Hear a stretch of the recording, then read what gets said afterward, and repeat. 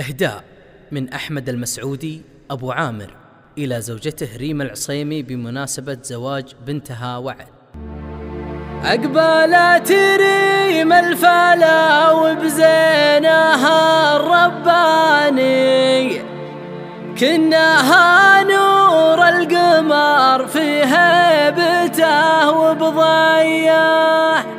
امرأة محبوبتي متملكة وجداني،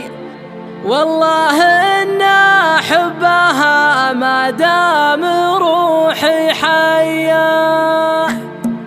أقبلت ريم الفلا وبزينها الرباني، كأنها نور القمر في هيبته وبضيه، امرأة محبوبتي متملكة وجداني، والله إن أحبها ما دام روحي حية. الجمال اليوسفي وبحسنها عنواني، بين كل الغيد ريم موثقة مارية، الشعر في وصفها الشلال بعد مزاني، العذارى يشتكون بطلة الحورية، العيون الواسعة من سحرها الرباني، بكل شيء متميزة وامجادها حصرية. فالمبارك يا عسى الافراح طول زماني، في زواجك يا وعد ابياتنا مهدية، يا العروسة يا الجميلة هندسيتي جاني، يا عسى ايام العمر يا المترفة مهنية، طلتك نور القمر لشعب الاكواني، وانت يلي بالمدايح يا الغلا معنية، عقلها بالحكمة اللي تعدل الميزاني، يا وعد يا المترفة بالحكمة المجنية، والعريس احمد كريم معرب الجداني، سيرته فوق النجوم الطايلة مبنية، من عتيبه محتمين الحد بالميداني، لابت وقت الملاقى ما هي بمقوية، هديلي يا حد السيوف تطوع العدواني، السيوف الصارمة وحدودهم محمية، والصلاة اعداد ما تنطق بذكر لساني، للنبي الهاشمي ودعوة